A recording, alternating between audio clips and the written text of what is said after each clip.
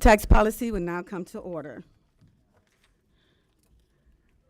Will the clerk please take attendance? Chair Neely, Here. Representatives Farhat, Here. Brixey, Carter, Whitsett, Grant, Price, Thank you. Van Workum, Here. Markinen, Here. Outman, Here. Tisdale, Here. Hoadley. Here. Madam Chair, you have 11 members present. You do have a quorum. Thank you. Vice Chair Farhat will make a motion to adopt minutes from December the 4th, 24 meeting. Without any objections, the minutes are adopted, sorry. For today's agenda, we will have vote on HB 5637, 5638, 5639, churches, Farhat and Minster, and also 4691, IOSH, testimony and votes on 5937, Neely, 6160, O'Neill, House Bill 4330, Whatsapp, testimony only on House Bill 5865 through 5868. We will now take up testimony on House Bill 5937. The chair will go at ease.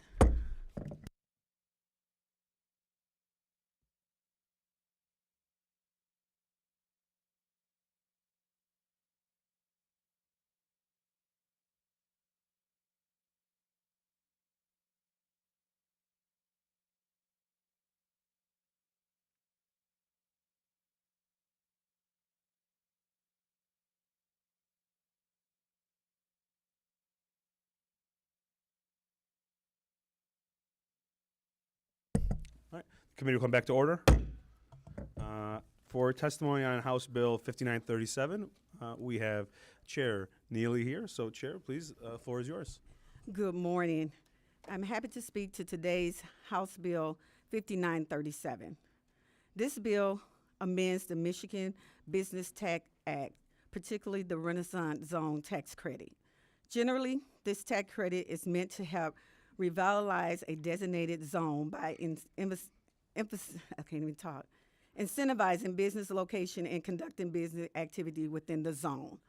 While this tax credit is a great opportunity for our communities and business, the lack of a way to opt out of this tax credit earlier than agreement expiration date. This bill allowed the early termination of the Renaissance Zone tax credit under specific circumstances. Excuse me. Paper stuck.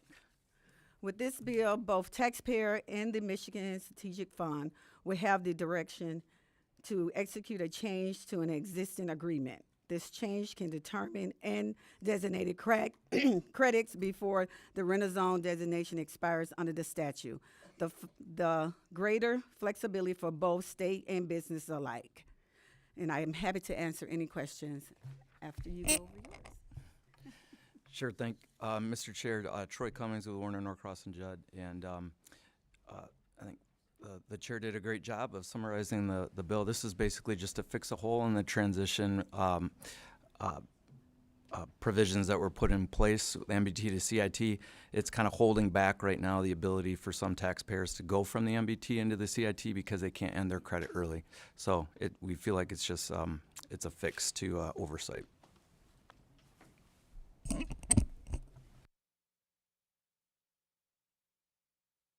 All right. And now, if there's any questions, Representative Van Workum. Thank you, Mr. Chair. I think that answered the question, but is there any examples out there of people currently looking to do this? Yeah, we know of one. There's a taxpayer in West Michigan, Request Foods, that has this issue. Not aware of any other specifically. I think it's a very small number of Renaissance MBT credits that are still out there. So I think it's just one taxpayer that we know of. Any other questions? All right. And with that, the committee will go at ease.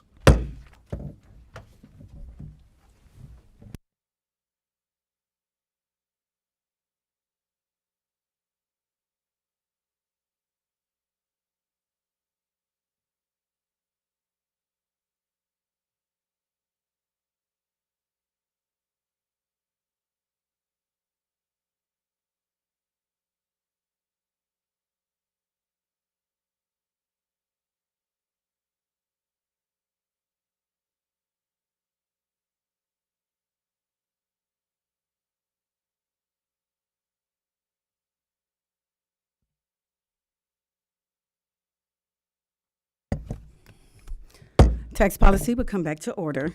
We do have one card to read in for support, Mike Johnson from MMA.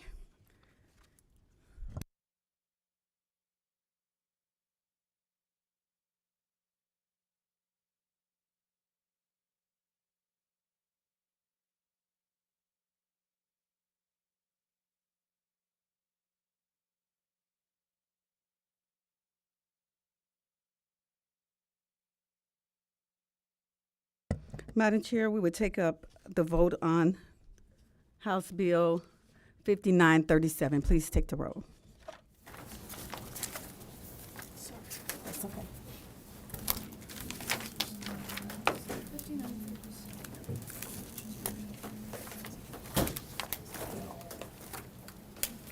Okay. Chair Neely, Yes. Representatives Farhat, Yes. Brixey, Yes. Carter, Yes. Witsett, Yes.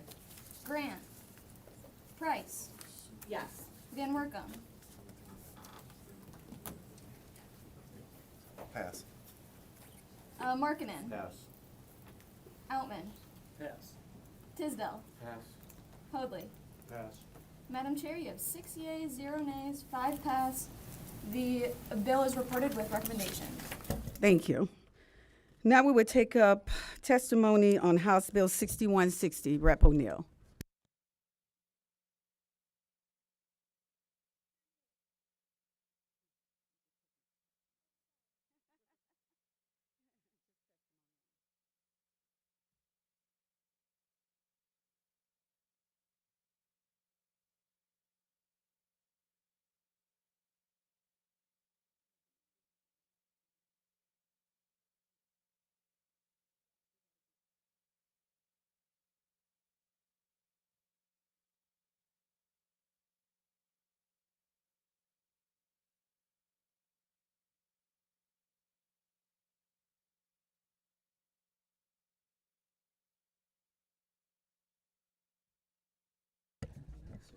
Okay.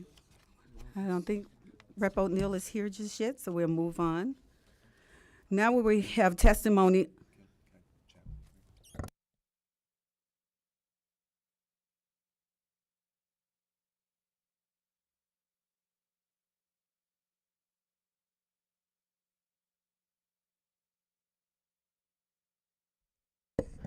We're going to go ahead and re-vote on, take up a re-vote on 5937. Can I get a motion? Thank you. Motion is made by Representative Farhat. Okay. On the vote to report 5937, Chair Neely, Yes. Representatives Farhat, Yes. Brixey, Yes. Carter, Yes. Witsett, Yes. Grant, Price, Yes. Van Workum, Yes. Markinen, Pass. Outman, Pass. Tisdale, Pass. Hoadley. Yes. Madam Chair, you have 8 yeas, 3 pass, 0 nays. The House Bill 5937 is reported with recommendation. All right, thank you so much. Now we will take up testimony on HB 4330, Rep. Woodsett, and with the H1 substitute that goes along with it.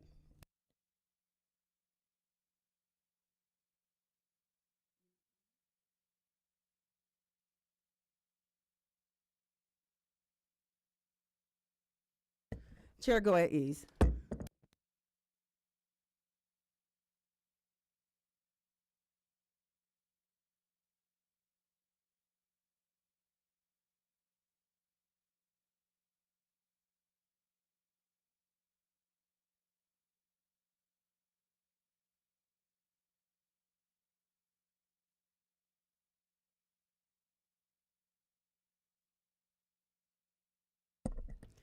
Tax policy is called back to order.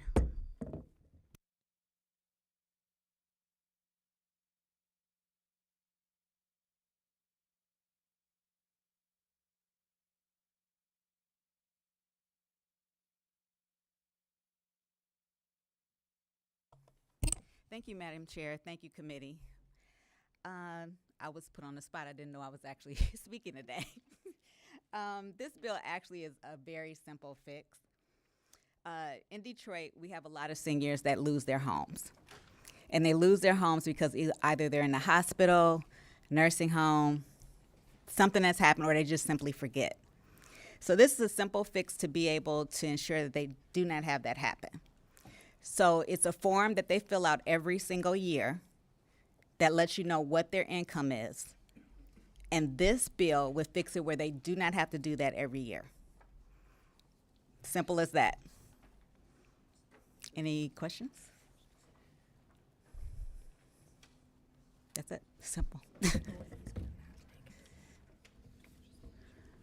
Do we have any questions? Seeing no questions, thank you.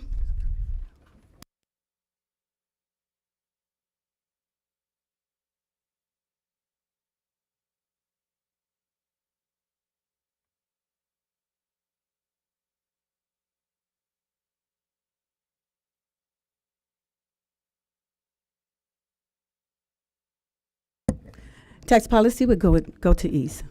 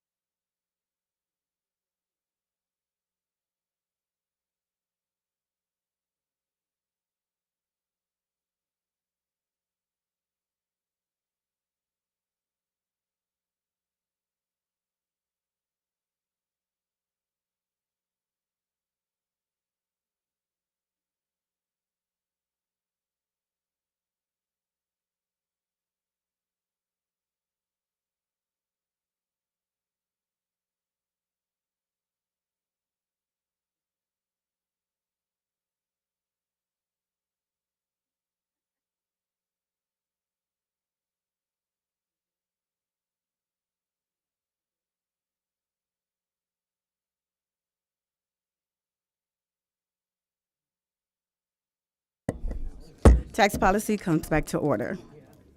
We're going to return back to 5937. The earlier vote to reconsider, it was improperly and it failed. So I need a motion. I'll make the motion. Thank you. Thank you.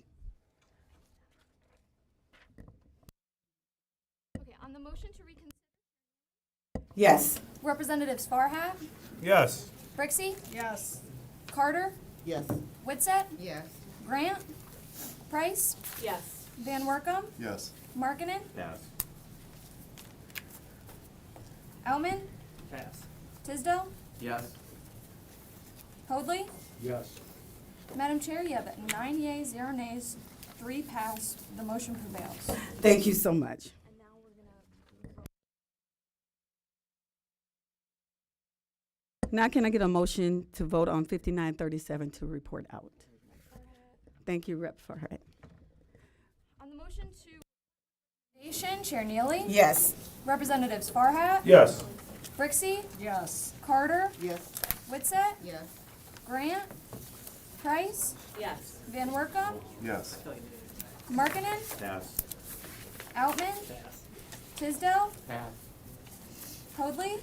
Pass. Madam Chair, you have 7 yeas, 0 nays, 4 pass. The bill is reported with recommendation.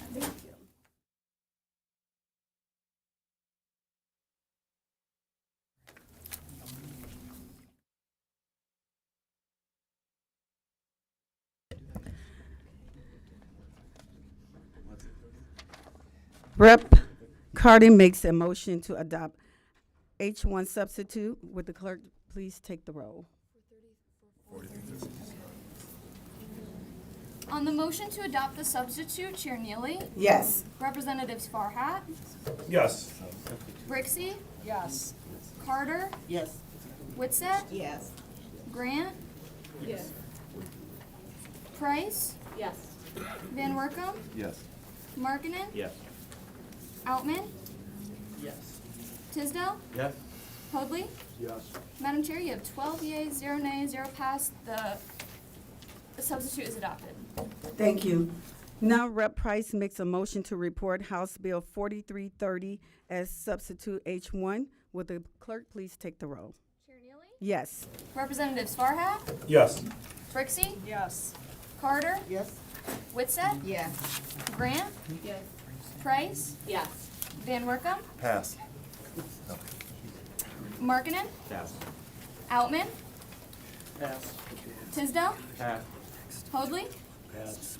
Madam Chair, you have 7 yeas, 0 nays, 5 pass. The bill is reported with recommendation as substitute H1.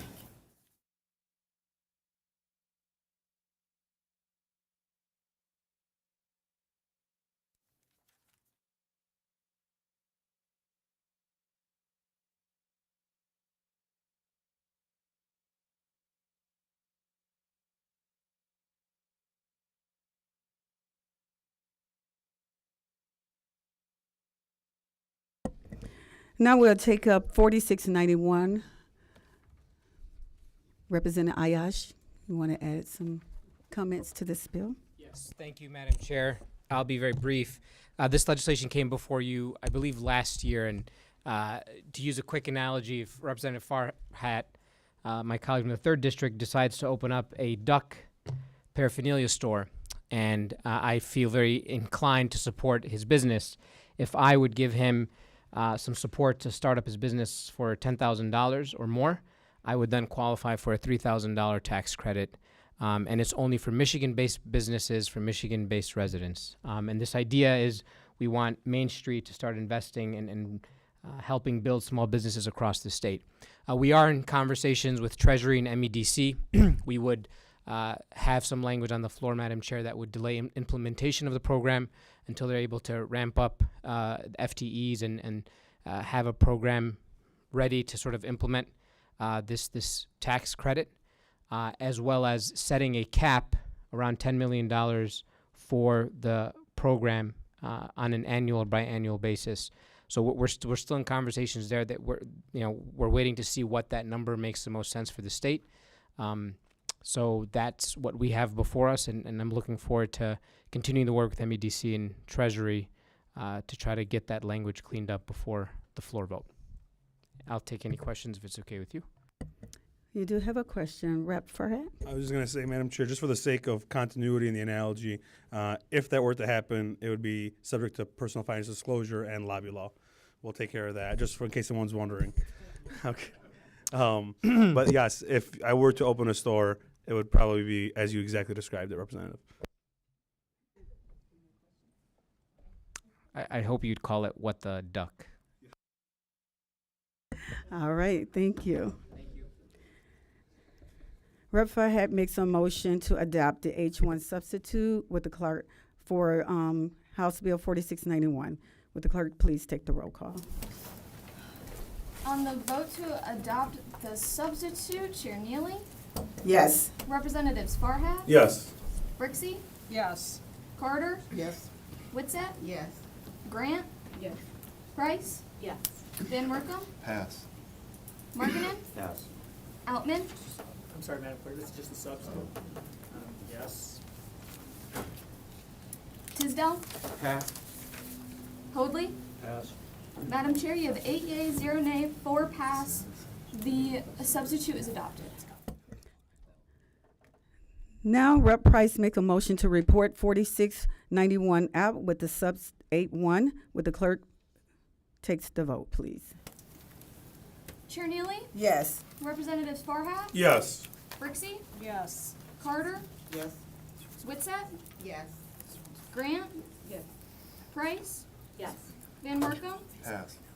Markinen, Pass. Outman, No. Tisdale, Pass. Hoadley. Pass. Madam Chair, you have 7 yea, 1 nay, 4 pass. The bill is reported with recommendation as substitute. Thank you, Madam Chair. Now we'll do a set of voting out bills. Rep. Farhat makes a motion to report House Bill 6160. Would the clerk please take the vote? I'm sorry, 5937.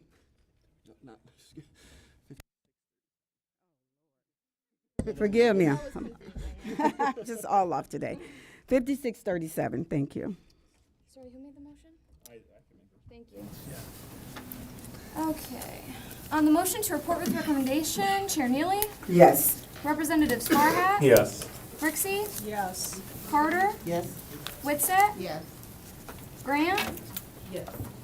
Price, Yes. Van Workum, Pass. Markinen, Pass. Outman, Pass. Tisdale, Pass. Hoadley. Pass. Madam Chair, you have 7 yeas, 0 nay, 5 pass. The bill is reported with recommendation. Thank you.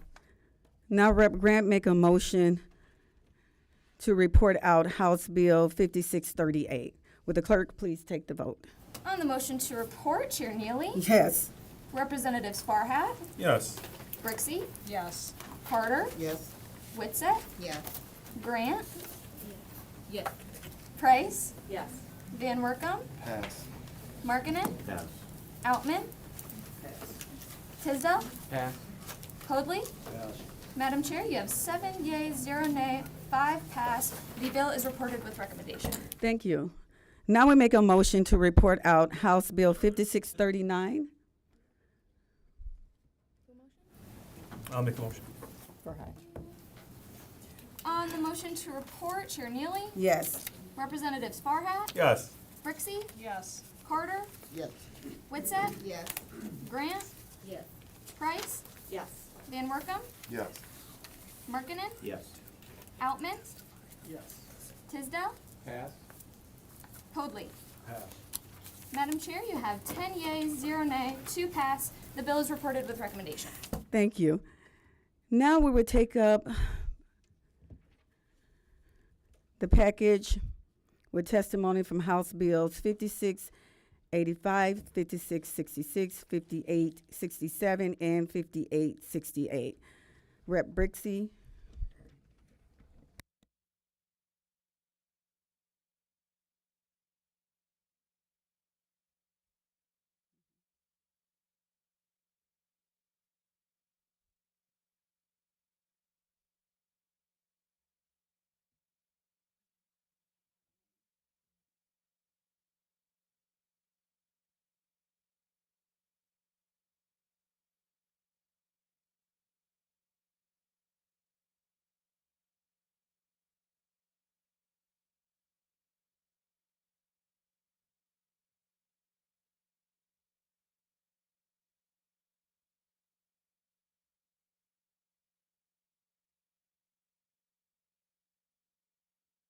Madam Chair, thank you very much. If it's okay, I've brought my other colleagues here with me for this bipartisan package. Representative Markkanen is one of the bill sponsors in the package, and Representative Steele, as a former treasurer, is here to testify on our behalf. So I just want to say thank you for allowing this package to have a hearing and potentially a vote.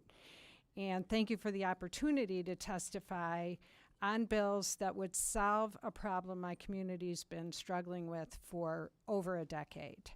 So, you know, here we are in lame duck and working on this bill package this week and last week and the week before really reminds me of David and Goliath, where David is the small towns, the poor inner cities, the local schools, the senior centers, the recreation programs, the sheriff's departments, and libraries. Goliath is the big law firms and big box stores. And caught in the crossfire of all of this is everyday homeowners, every single taxpayer and small business owner being forced to pay more taxes on their local school bonds because of the unfair tax loophole that siphoned about $2 billion from local and state revenues to date. Every single school district in the state has been negatively impacted by this loophole because a portion of our property taxes go into the whole entire school aid fund. In addition, every community that has a big box store, whether it be Walmart, Menards, Home Depot, Lowe's, Target, Meijer, Kroger, Costco, Sam's Club, has been dramatically impacted by this unfair loophole that cuts into revenues for local governments. Big boxes and others challenge their assessments at the tribunal, which is their right and every taxpayer's right. Nothing in these bills changes that fundamental constitutional right. They also still have the right to use the regular Board of Review process for free for any adjustments to their assessment that everyday people take advantage of every year. In fact, our audience, although we are booked so full that we have an overflow room, we don't have very many assessors here because they're at the December Board of Review right now. So what is the dark store loophole and how does it work? Corporations argue the value of their big box stores should be based on comparable sales, real estate sales, of vacant, abandoned big box stores, which are dark stores. Yet these dark stores, in part, have artificially low property values because when a big box leaves a community, they put a deed restriction on their building that strips it of value because the deed restriction says it can't be used for a big box retailer.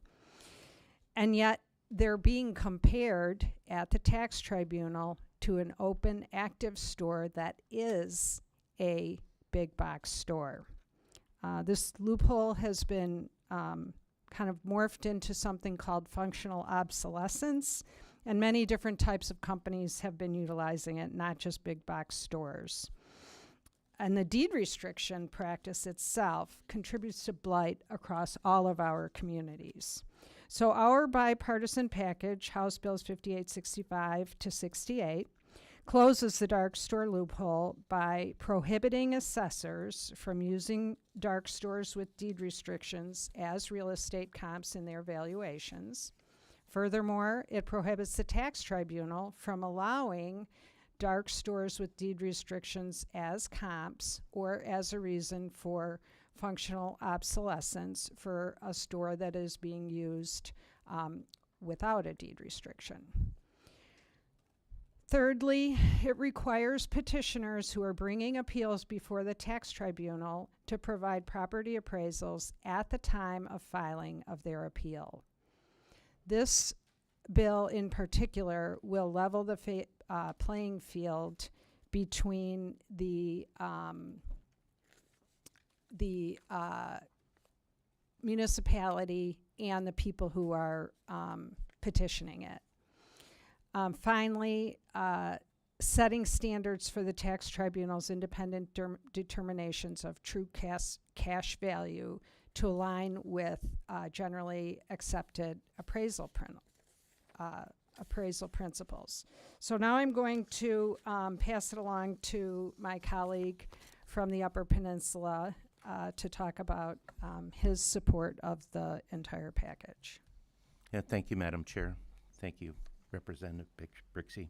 My bill 5868 amends Section 3 of the Tax Tribunal Act to add the definition of entire tribunal into the Act. This bill defines entire tribunal as a hearing division of the tribunal other than the residential property and small claims division. The Upper Peninsula has been no stranger to this dark store syndrome. I know the city of Houghton, the city of Marquette has been through this. The city of Houghton spent hundreds of thousands of dollars on legal fees, and it was devastating to the community.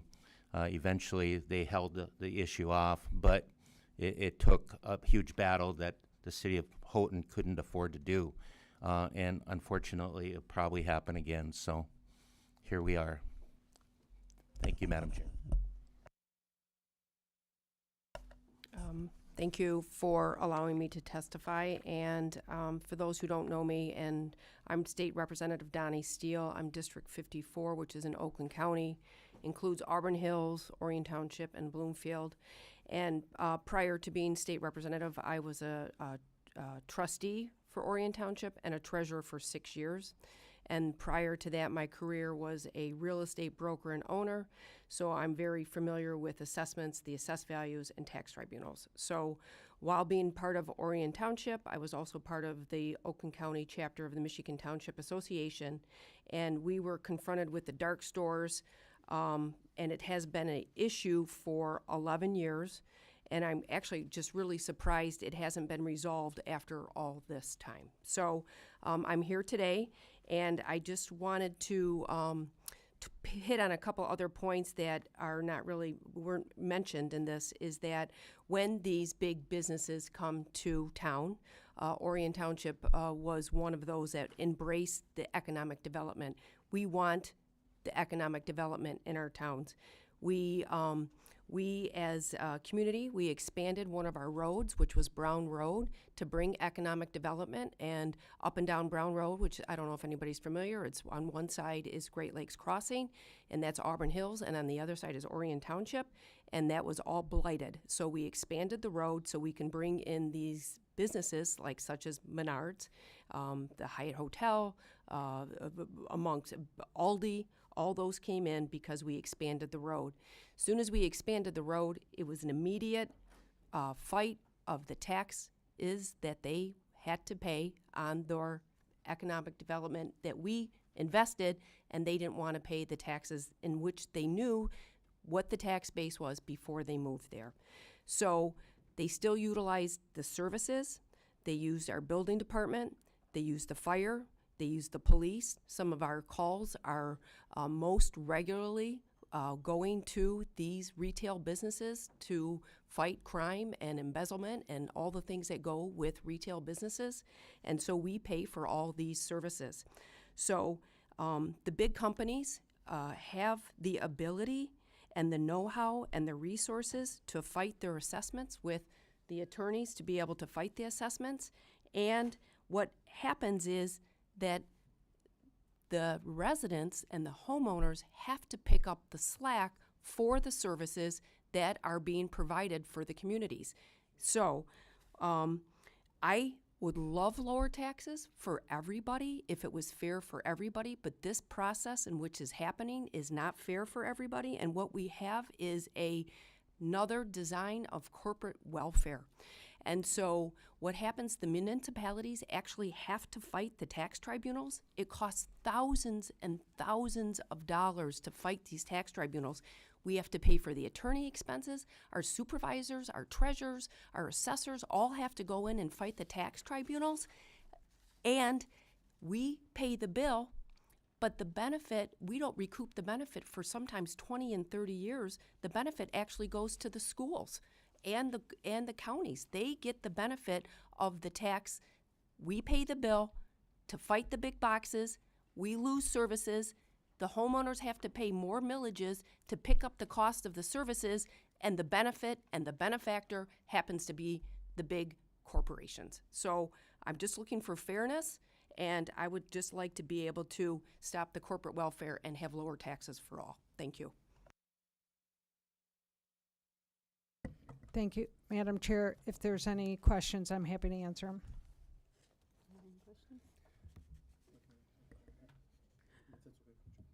We have a question. Rep. Carter. Thank you, Madam Chair, and thank you, representatives, for bringing this forward. A lot of times we don't look at the impact on the everyday citizen. And this bill package here will address a disparity that's been going on for a long time. Property taxes, or lack of being able to pay property taxes, is the number one reason why a lot of seniors lose their homes. So to close that loophole is a benefit, and I'm so glad it's done. I support this bill wholeheartedly. Thank you. Yeah, with the chair's permission. Rep. Farhat. Thank you. So I'm, looking at this bill, and I'm coming at it from two experiences, and I think I've shared this with you prior, Representative Brixey, on concerns on what I definitely feel like property taxes in our state. You and I have shared feelings on this, on the conversation, but on it, for residential homeowners, is there any implications in the drafted bills in front of us when it comes to them wanting to challenge their assessed values or their yearly property taxes? I know this was an issue that previously, in my communities, people line up to do it. The residential, the average homeowner, who, to Representative Carter's point, lives in that home, it's their homestead property, would they lose an ability, or would they gain an ability to be able to adequately challenge an assessment if they feel like it is unfair? Would this put them at odds or at a disadvantage in that position? No, there is literally no change to what the residential process is. So they have the ability today, and they will have the ability if these bills pass, to go to the Board of Review. And if they're unhappy with the decision by the Board of Review, they can simply go to they're going to the Tax Tribunal, but it's a small claims court portion of the Tax Tribunal. They pay a fee between $125 and $300 to file in that small claims division, and that's for homes, even over $500,000. Every residential property can utilize the small claims division. Now, what's interesting is that our bill package does not impact the small claims portion. It is only for those people going before the full tribunal. And one of the differences between the two things is that if you go to small claims, you can't have an attorney represent you. You have to represent yourself. But if you go to the tribunal, you're using an attorney. And so that, by its own nature, is a much more expensive process. And so if someone has a taxable value on their home, let's say it's, $125,000, right? You're saying they would still be able to be under that, for that Yep. procedure outline of small claims, Yep. and not Yep. have to And hire it's an attorney. $125 for the filing fee, and we're not proposing any changes. And in fact, the small claims is excluded from all of these bills. It's only the full tribunal.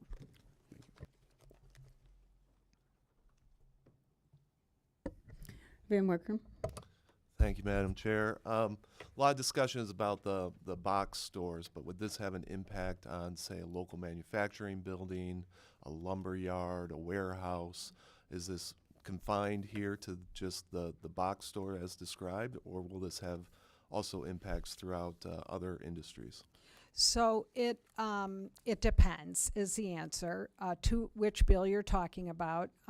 Two of the bills only pertain to properties that are trying to compare themselves to a property that has a deed restriction that prevents it from being used as what they're being used for. So if there's some kind of factory that's using the same strategy with deed restrictions, which I am unaware of any other use that uses the deed restriction, those two bills don't apply. One of the bills would apply to anyone going to the tax tribunal, and it just changes what information they need to provide when they're filing. What's been happening is that lawyers are offering to do these cases for free, and they come in and they do hundreds of them. They come in, they file the thing, and then they begin negotiating with the community, because the community can't, especially if it's a small community, they cannot afford the $20,000 for an appraisal and the $100,000 that it's going to take them to litigate it over a 2-year period. And so they just bully the municipality into agreeing to a settlement because they literally can't afford to defend themselves. Yet they have a statutory requirement to do the defense. The municipality has the statutory burden of defending on behalf of everyone who appears on the tax bill.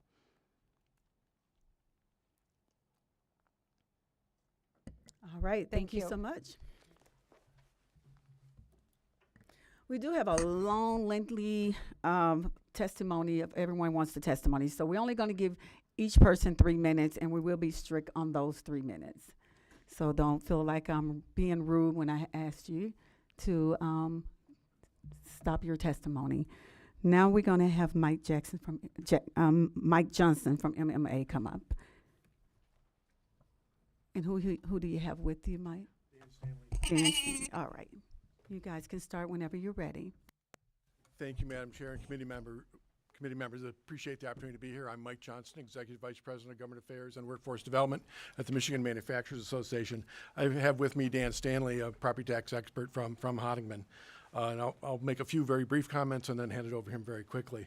The first point I wanted to make is that while these bills ostensibly focus on big box retail, the reality is it covers all commercial and all industrial properties in this state. And constrains their ability to and their right to appeal their property taxes, which makes Michigan very unattractive to any company that would want to come to the state to basically say, hey, you can come here, but you can't appeal your property taxes. I also want to make the point that the General Property Tax Act of 1893 is rooted in the notion that property taxes rooted in the value, the market value of property. But it's helpful to understand that residential property and commercial industrial property are different. Residential property, you tend to think the properties continue in value and go up in value. Commercial industrial properties very often go down in value over time because of the uniqueness of those properties. No one else wants them. In the real residential world, if someone put a swimming pool in your living room, guess what? The value of that house is probably not, because no one wants that. No one wants to make, Burger King doesn't want to buy a McDonald's. It's fundamentally different.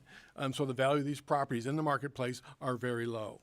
That's just the nature of the beast in terms of commercial and industrial property. The problem I think trying to be solved here is not whether the General Property Tax Act is right, whether the Michigan Tax Tribunal is right, or whether the right of taxpayers to appeal is right. It's really about the local units getting the assessment wrong. And then because the court process takes a while, and you're in a couple years down the road, and budgets don't account for inaccurate assessments, and local governments get hit. So with that, let me hand it over to Dan Stanley, who's really the smart guy here. Thank you, Madam Chair and members of the committee, for this opportunity to speak. I will keep it very brief. In Michigan, the property tax standard is true cash value, which is market value. That applies to all properties, residential, commercial, and industrial. The bill supposedly address a problem with the use of vacant comparables. Well, almost every sale is vacant at the time of sale, because at closing, when title passes and you give the keys to the new person, the old owner is out. So this would throw out a lot of comparable sales. The tribunal could only use a vacant property as a comparable if 5 specific conditions were met. One of the conditions is, open quote, the vacancy does not reflect a use different from the highest and best use of the property subject to assessment, close quote. I don't understand how vacancy can reflect a use, and it's one of the many provisions of these bills that are confusingly written and would lead to uncertainty and years of litigation. It also says the tribunal can only use comparable sale only if, open quote, only if the sale or rental of the property occurred under economic conditions that were not substantially different from the highest and best use of the property under assessment. Again, that's very confusing. How do economic conditions not substantially different from the highest and best use? Economic conditions and highest and best use are two completely different things that can't be compared. I'm going to ask you to wrap up for me. Oh, Thank okay. you. With regard to deed restrictions, that was dealt with 8 years ago by the Menards decision. There's a published Court of Appeals decision requiring the tribunal to reject comparable sales that are deed restricted if the deed restriction prevents their use as the same use as the property. Finally, with regard to, there was a question asked about residential. Residential subject to the same standards. Residential properties can go to the full tribunal. They're not required to go, and they don't have to be represented by an attorney. They can represent themselves or have an accountant represent them. They don't need an attorney. I'm happy to answer any questions. We're going to say all the questions to the end. Thank you so much. Now we'll have Dave Hoskin from MML that wants to come and testify.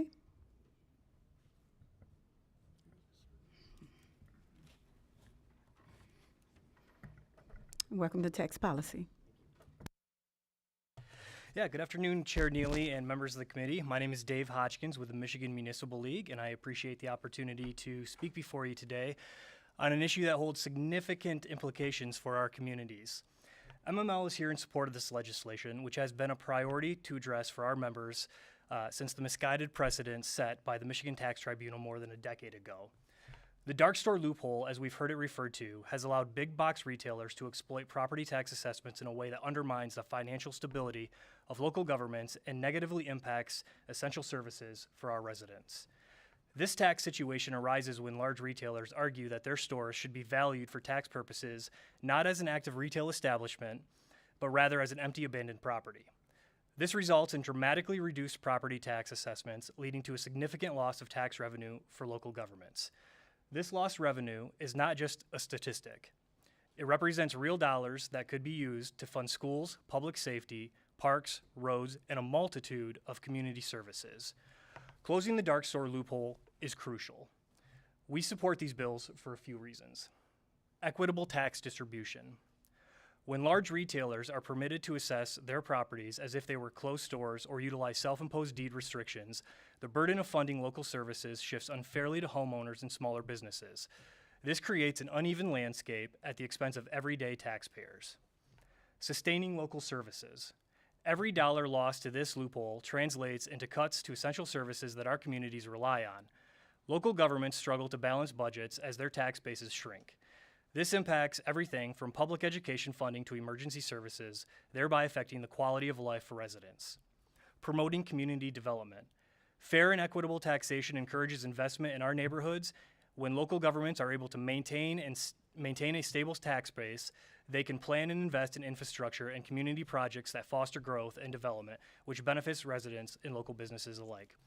By closing this loophole, we can ensure fair tax practices that protect our local economies and preserve the essential services our communities depend on. I would urge all stakeholders to prioritize this essential reform, and I encourage this committee to take this issue up for a vote and support its passage. And Madam Chair, I'll end by saying this issue, again, as I've said, has been going on for well over a decade at this point. There are unintended consequences of a law that has been exploited. This is not a north, south, east, west issue in Michigan. It's not a red district, a blue district. It is all across our state, and it impacts everywhere. So back in 2015, the Michigan Municipal League sat right here with other members, Auburn Hills, for example, who were talking about the $300,000 that were clawed back from their community after their issue was taken in front of the Michigan Tax Tribunal. Fast forward to today, here we are, new communities, new faces, same issue. Thank you so much. Next, we have Judy Allen from MTA.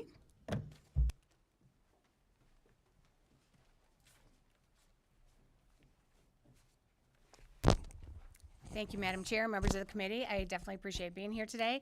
My name is Judy Allen, Director of Government Relations with the Townships Association. And I would just like to, first of all, thank Representative Hill, Representative Brixey, Representative Markinen, and Representative Zahn for introducing these bills. MTA supports the bills before you today as they address the significant discrepancies that have existed for the past 11 years. in the current process create large discrepancies that create financial hardships in communities across the state. One example that I'd just like to share with you is we had one of these large stores build a brand new building in one of our townships. And they invested over $16 million in just the building alone, not even the property. Before they even had their grand opening, before they had their ribbon cutting, they appealed their property tax assessment and said the value was less than half of what they invested as a business. To me, that doesn't make sense from a business perspective, that you would invest twice the amount that you think that the value that it's actually worth. So again, we think this is an unfair tax process that has forced communities to reduce services throughout and around the state, whether it be to local governments, to schools, to libraries, public safety, and all the essential services that we continue and work hard, strive to provide to our residents. I'm trying to not repeat what a lot of the previous speakers said, and to make it brief, but Michigan was not the only state that faced these issues with what is called the dark store or the big box store issue. Other states surrounding us also faced it. Their legislature took up and closed that loophole with legislation. So we right now are one of the anomalies because we still have it and it still exists. So with that, I'm happy to answer any questions, but we believe and we encourage the committee to take these bills up and pass them because they create a level playing field. They set the standards that ensure fair and equitable tax process for all taxpayers in the state. So with that, I hope I'm under my 3 minutes.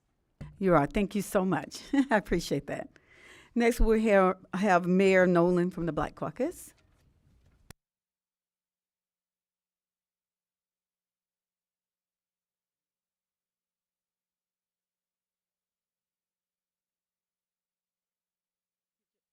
Can you hit your button, the red button? Okay, Thank you. I'm sorry. My name is Byron Nolan. I'm the mayor of the great city of Inkster.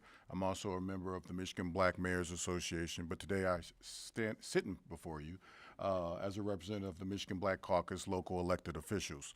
I have good news for you. I won't need my 3 minutes because Representative Brixey did a great job of explaining the dark store loophole as well as what these bills would do. So I want to bring up 2 points on how it affects us, communities like Inkster.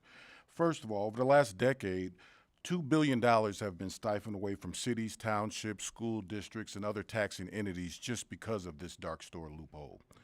Because Michigan has a 3-year look back on a tax appeal, communities like mine, we have to sometimes refund large sums of money for several years of property taxes as a result to retailers as a result of their appeal. Obviously, that money has been spent. Giving you an example, if we collect money for 2015, 16, and 17, and 17 a retailer appeals it and is successful, we have to refund that money. That money has already been spent in the prior budgets. It's not budgeted for in our current budget, and it's something we can't anticipate what the tax tribunal is going to do. So that's the type of impact that it has on small communities, and we're asking you to support these bills. And if you have any questions, I'll be happy to answer. Thank you so much. We Thank appreciate your testimony. Now we have Kern S. We're not for sure what the last name was from. Gollum Group. You can give us your last name when you come here. Come up to speak. Thank you so much.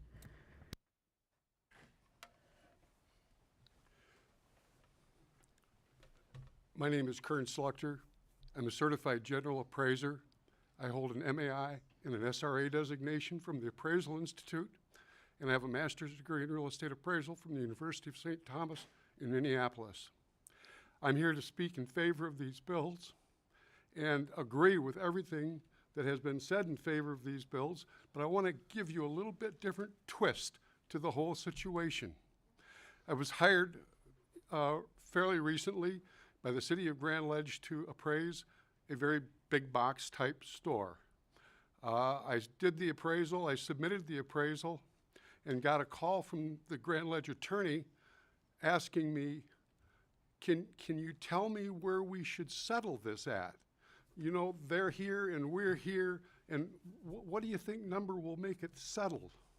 And I said, well, if you just take and calculate what the attorney is expecting to make on this deal, and if that's the number that is refunded, I think you'll find you'll get a settlement. Damn if it didn't come within $50. Thank you. Any questions? Thank you so much. Now we have Shane Peters. Thank you so much, and welcome to Tax Policy. Good afternoon, Madam Chair and members of the Michigan House Tax Policy Committee. Thank you for the opportunity to speak today. My name is Shane Peters, and for the past 15 years, I've had the honor and privilege of serving as the superintendent of Bridgman Public Schools, a small but exceptional school district in Southwest Michigan, recently ranked in the top 5% of all Michigan school districts. I'm here today to address the critical issue of the dark store tax loophole, which is currently threatening the financial stability of public schools across Michigan, and as I sit here today, the financial stability of one of the best school districts in the state. This loophole allows large corporations to unfairly reduce their property tax contributions, placing a heavy burden on districts like Bridgman. Our district serves about 900 students with rigorous academics, arts, athletics, and career training. But starting in the 25-26 school year, our Board of Education faces a devastating 12% revenue loss, $1.2 to $1.8 million annually, due to a settlement with Indiana Michigan Power Company, which has exploited the dark store loophole to reduce its tax liability. This revenue loss will force us to reduce staff, which will lead to larger class sizes and less support for students. It will cut programs like advanced placement and career and technical education courses, which are vital for student success. It will slash extracurricular activities like arts, athletics, music, which foster creativity and leadership. And it will delay investments in technology and infrastructure, putting our students at a disadvantage in a tech-driven world. Ladies and gentlemen, this is not just a Bridgman problem. It is a statewide crisis. The loophole shifts the tax burden onto local families and small businesses, undermining communities like ours. When schools are underfunded, families do leave, property values do decline, and businesses suffer. I urge you today to close the dark store loophole. It's time for corporations to pay their fair share and invest in the future of Michigan children. And I leave you with this. In Bridgman, we do not give up on our students. And I ask you today not to give up on them either. Thank you for your time. Thank you so much. Next, we will have Matt from MASB to come up and speak on the bill.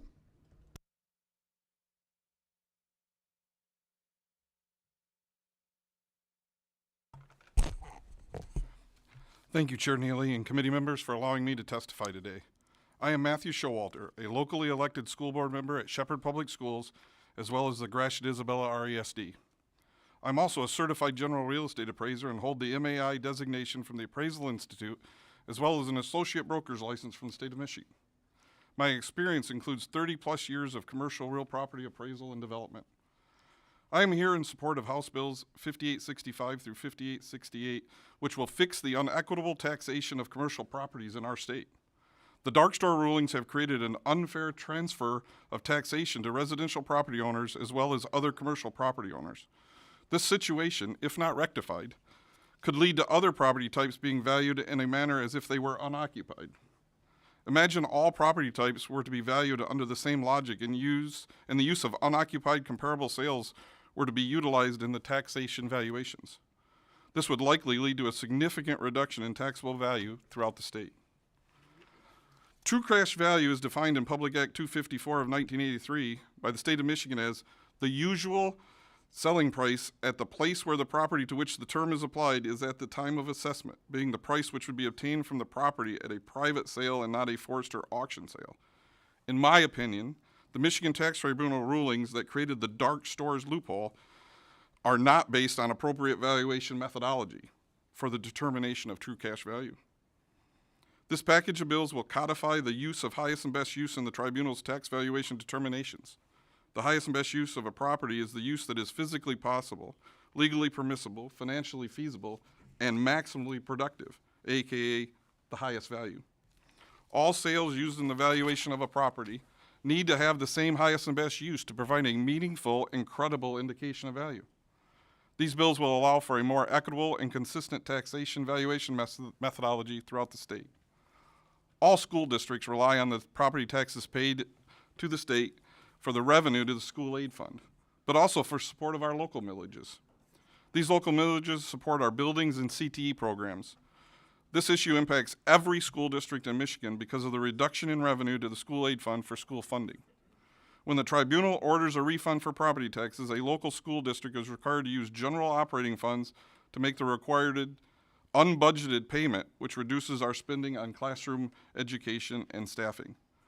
I would encourage each committee member to support these bills so that the unequitable taxation is rectified and the burden of property taxes will be more balanced between our residents and business owners. Thank you again, Chair Neely and committee members, for your time and consideration. Thank you so much.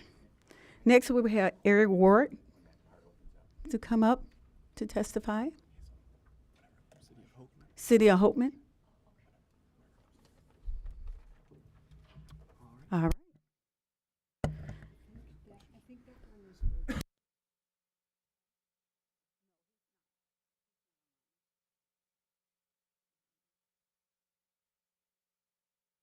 Now we will have Andrea. I'm not for sure the last name. She's online. And she is on Zoom. I'm here. All right, you may go ahead.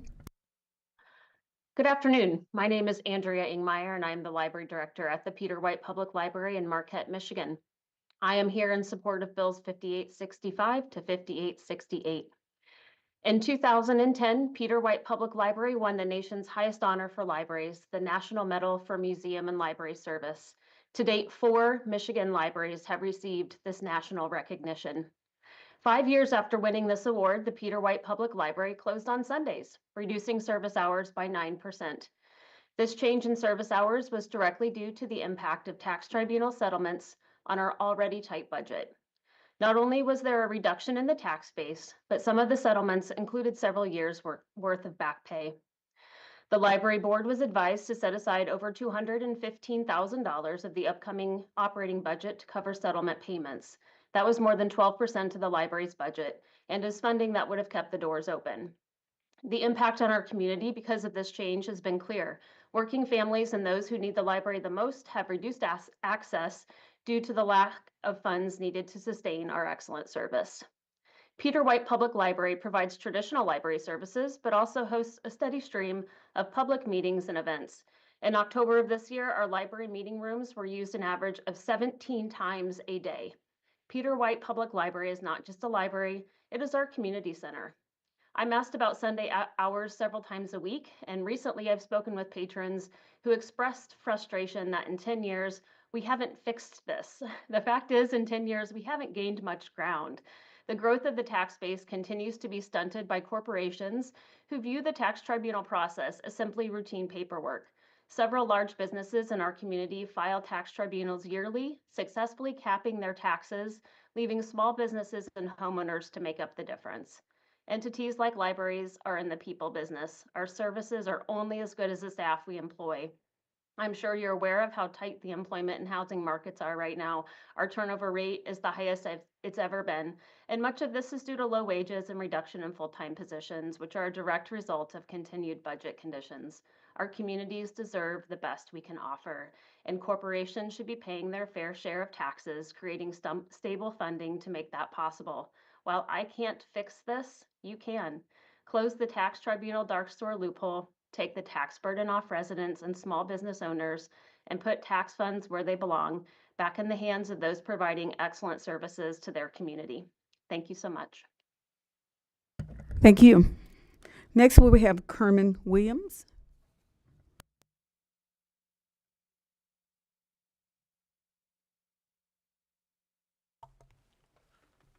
Good morning, Chair Neely and all of you today. I come on behalf of Oakland Forward. We are a social justice organization based in Oakland County, Michigan. I'm also a recovering politician. I spent 12 years on Pontiac City Council, and so I'm speaking today in support of this bill.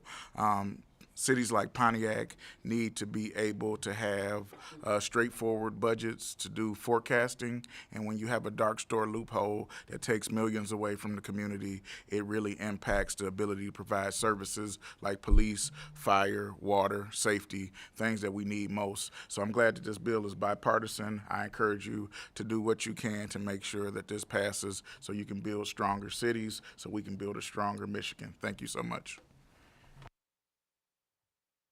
Thank you. Next, we have Molly Sweeney.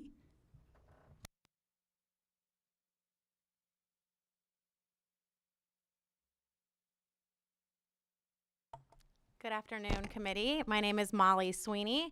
I am the director of 482 Forward in Detroit. I'm usually here speaking on behalf of Detroit, but today I'm representing Fund My Future, which is a coalition of organizations from across the state, from the UP, where my in-laws live, to the west side of the state, to Detroit, who are fighting hard to make sure every single city and school district has the resources we need to make sure our kids and families thrive, from early to seniors. And we're here today in support of the dark store, closing the dark store loophole, because we know how detrimental it has been. I don't have to explain to you. You heard from libraries to schools to communities. This loophole has been robbing our families, regardless if they live in red or blue districts, of the things they need to thrive, especially young kids. Our schools are going to have larger classrooms. Our seniors aren't going to have the recreation centers. Our small towns are cutting services. So today we urge you to pass this. Michigan is an outlier. I'm going to read two stats that haven't been brought up that I think are really important for folks to hear. In Michigan, Lowe's stores right now are assessed at $22.10 per square foot. In North Carolina, the same store is assessed at $79.08. In Michigan, Menards and Target are assessed at $24.94 per square foot. In Wisconsin, they're assessed at $61.23 per square foot. That difference is robbing your residents, your kids, your seniors, your teachers, your local service workers, your librarians, of the things we desperately need. One thing we all share across the aisle is our towns are struggling.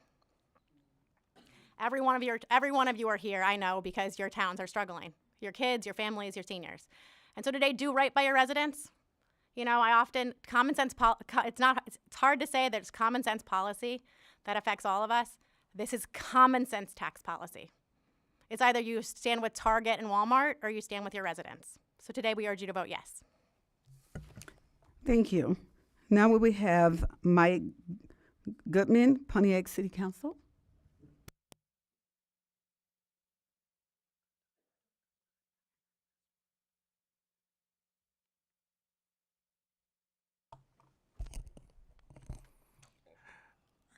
Good afternoon, Madam Chair and representatives, including my representative, Brenda Carter. I am Mikhail Goodman. I am from Pontiac City Council. I have been elected for almost a full term now. And I'm also here on behalf of Fund My Future. To make it very quick, it's been said multiple times, the dark stores loophole is hurting our communities. It is hurting both small towns, rural, urban alike. The fact that we are prioritizing corporations' pockets and their tax books more than the needs of our residents. There have been many situations all across the state where there have been things that have needed to be funded. Public goods all across the board, libraries, schools, roads, the whole 9 yards. And unfortunately, our communities do not have the money for this at all times because unfortunately, some of us do not have the gigantic tax bases that a lot of people have. And it is dramatically important for these communities, for our cities to be able to properly collect on the businesses that are in our communities. There is no reason why, these gigantic corporations that are, never paying their fair share at any point in time are able to continue to walk into our communities, especially here in Michigan, to continue to take food directly out of our mouths, to take money directly out of public goods that go to serving everyone, not just people who are on the left or the right, people who are black or white. It is public goods that are available to every single resident that are not able to be funded because we are currently allowing corporations and their lobbyists and so on and so forth to be able to reduce how much money they should be paying for the goods and services that they also take advantage of, if not take more of than the residents themselves. So I just deeply encourage everyone who is here to pass this out of committee and get this to the floor, because this policy is critical for not only cities like Pontiac and Detroit and Benton Harbor, but they're important for places like Lake Orion, like Milford, and all across the state. So thank you. Thank you so much. Next, we will have Danny Olson.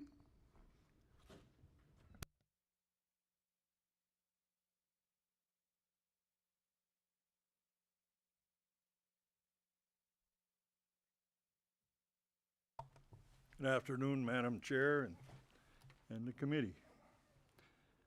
I'm Denny Olson. I'm from Brighton Township up in the UP in Dickinson County. And this issue, I've been a supervisor for 22 years, and this issue has been haunting me in our township since 2005. We've dealt with the big boxes, we've dealt with the industry. It's cost us hundreds of thousands of dollars that our taxpayers and our residents in Brighton Township have paid their fair share into our township and our counties and our cities up in our area. And we're taking that money that should be used for roads and whatever else, we're spending that to fight this issue. So we don't have an issue with a lot of things. We want industry. We want the dark stores. Please come. We will work with you, but pay your fair share like everyone else. When we send the tax bills out, the houses, they pay their taxes. That's all we're expecting, and we really support these 4 bills. All our big concern is 2. The ones we've already had to fight, when are they coming back and refile on us to take more of our taxpayers' hard-earned money? Thank you. Thank you. Next, we have Leah Robinson.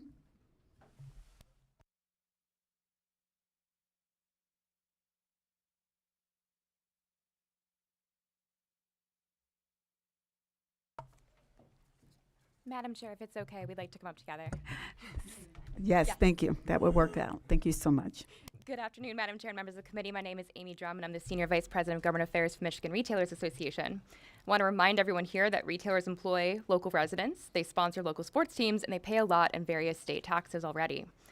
Property taxes, as we've talked about today, are not based solely on the value of the land, or are based solely on the value of the land and the buildings on the land. This does not include the value of the business activity occurring within the 4 walls or who owns it. It does not matter how many or how few services the taxpayer uses or doesn't use, whether that's a resident or a commercial business. And it doesn't matter whether it's vacant or occupied. The law is crystal clear, as you've heard. General Property Tax Act says that the true cash value is determined by the usual selling price. What the bills before you would do, and we haven't talked about, is upend the current tax appeals process by making substantial changes to how the Michigan Tax Tribunal operates, further bogging down an already slow process and increasing costs for everyone involved, from the taxpayer who initiates the appeal to the local community defending its assessment, and even the tax tribunal itself. The bills seek to outright eliminate the use of comparable sales that sold subject to a deed restriction, essentially forcing the use of a different valuation method. This proposal completely ignores the fact that appraisers agree and any potential impact a deed restriction may have had on the final sale price can and should be factored in and adjusted for, and they are. As you've heard already, and will hear from the Chamber and the realtors who are with me, this issue impacts all taxpayers, not just retailers. And with that, I will turn this over to Leah. Good afternoon, Madam Chair, members of the committee. My name is Leah Robinson. I'm the Director of Legislative Affairs from the Michigan Chamber. We have about 5,000 member businesses across 83 counties of the state. Thank you for the opportunity to testify in opposition today. Many of our organization's concerns have already been addressed, so I'll keep this short. Just want to raise one thing in particular. For these disputes, our members would argue that there is no problem that needs to be fixed within the tribunal. The tax tribunal is composed of tax experts, and their processes should not be limited to orchestrate a particular outcome. However, if there is a concern with perceivably unfair assessments, that concern should be addressed at the local assessment level. So with that being said, I'll turn it over to Sean Cecil. Good afternoon. My name is Sean Cecil. I'm with Michigan Realtors. I want to first say that I'm trying not to repeat what's been already said, but overall, this would have broad negative impacts.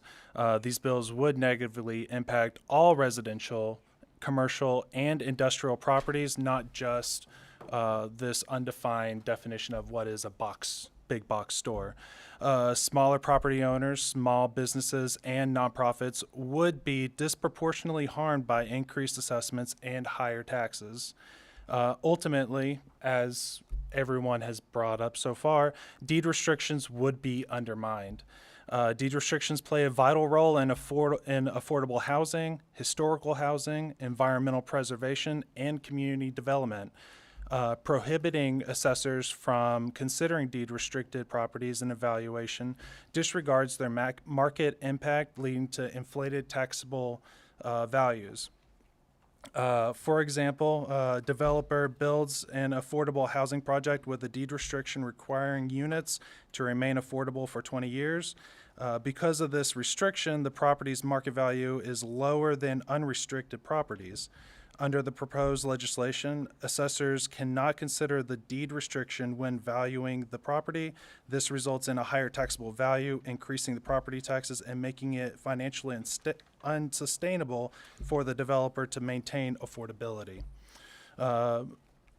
Additionally, this would overburden the Michigan Tax Tribunal. HB 5867 imposes restrictive rules that strip the tribunal of its neutral role and discretion. Provisions will lead to prolonged disputes, higher litigation costs, and case backlog, harming the property owners seeking fair resolutions. Finally, thank you. Finally, I'll just say legislation should address property tax fairness without undermining property rights, deed restrictions, or Michigan's real estate market stability. Thank you. Thank you, guys. I appreciate you guys being timely with that. Now, do we have any final questions? We do have a question from Rep. Tisdale. Thank you, Chair Neely. And this would be for Mr. Stanley, real quickly. So a commercial property owner on their IRS tax filings typically or always can receive a straight line depreciation, maybe a 39-year depreciation schedule for the property they've purchased. I believe so. I'm not an income tax lawyer, but I believe that's the case. And so the example that Ms. Allen gave, the building at $16 million, but they want a tax valuation at $8 million, my guess is for the purpose of the straight line depreciation, they still want to use the $16 million value. Well, I think the $16 million is a cost, not a value. And that's one of the fundamental differences is, as Mr. Johnston pointed out, these buildings, you build a 1 million square foot industrial facility, it costs more to build than you could, if you turned around and put a for sale sign on it, it's not going to sell for what you paid to build it. So cost and value are very different things. And that's one of the fundamental misperceptions because in single family homes, for example, usually cost and value are very similar, which is why builders, when they're slack. But if I may, the 39-year straight line depreciation value, they want to apply that to, or depreciation factor, they want to apply that to the highest number possible in general to get the greatest return on that depreciation deduction. I believe, yes, they would have an incentive to put their cost as capital cost and depreciation. So I guess my only point is we've got the same owners, the same piece of property, two different taxing authorities desiring two different two different taxable values. Well, And that's where I'd like to see some consistency. Well, I think the mismatch is in Michigan, it's market value, what the property would sell for, and for the IRS, it's cost. Then let's have their IRS depreciation value be what the true value is as well, instead of if they decided to build 16 million and then want it valued at 8. That would be a huge uniformity problem because that would only affect businesses. It wouldn't affect people like residential. And Article 9, Section 3 of the Constitution requires all property be uniformly assessed. Yeah, that's an issue. All right. Well, thank you very much. Thank you.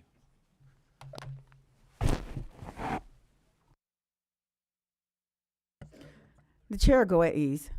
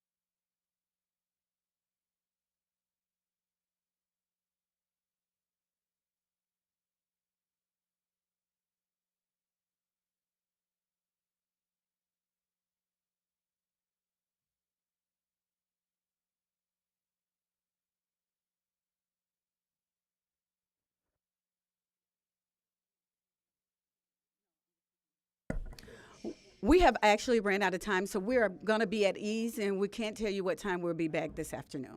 So thank you, and we will talk to you later. Happy holidays.